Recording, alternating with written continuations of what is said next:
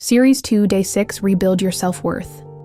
How to set boundaries to protect your confidence. I used to say yes because I didn't want to seem difficult.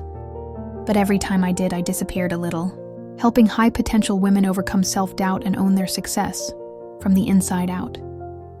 We hear a lot about boundaries, but most of us were never taught how to actually set them, especially without guilt, fear, or second-guessing ourselves. Today, I'm walking you through a reset process that helped me protect my time, energy, and confidence, without needing anyone else's permission to do it. Here's what changed everything for me.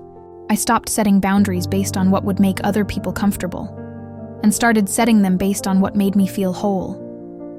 There was a moment when I realized something. I wasn't overwhelmed because I couldn't handle life. I was overwhelmed because I was carrying too much that wasn't mine. I was saying yes to things that drained me, responding to texts right away so no one would feel ignored, showing up to conversations, work, even friendships, with my own needs buried underneath the need to be liked. And over time, I noticed my confidence wasn't broken, it was just exhausted. So here was the process that helped me rebuild it. Step 1. Identify your energy. Spend one day tracking when you feel a sudden drop in energy, mood, or focus.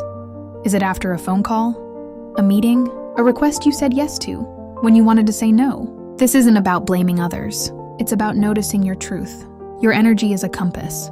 Pay attention to when it says, something here isn't aligned.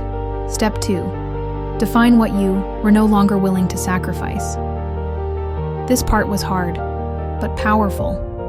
I made a list of things I was no longer willing to give up just to keep the peace. For example, my mornings, my emotional bandwidth for passive-aggressive, comments my focus during deep work hours, my weekends for other people's emergencies when you name it.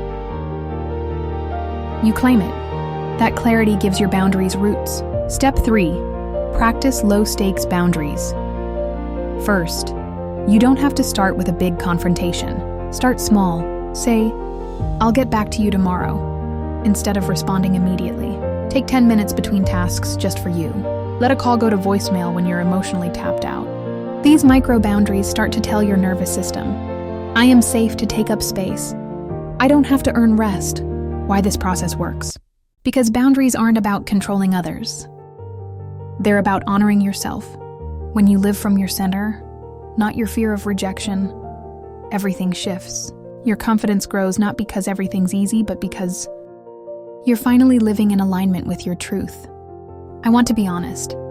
Setting boundaries doesn't always feel good at first. Sometimes people push back. Sometimes you feel guilt. But guilt is not a danger signal. It's just your old programming being rewritten. And that's how you know you're growing. You don't need to explain your boundaries to everyone.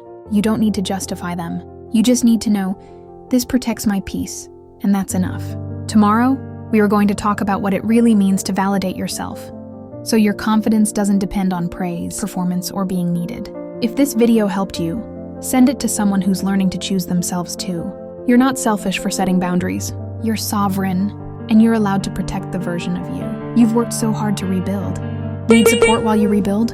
Explore curated tools and resources designed to help you strengthen your mindset, confidence, and focus. Everything I personally recommend to stay grounded and see the details in the description. Catch up on the full Rebuild Your Self-Worth series mentioned below.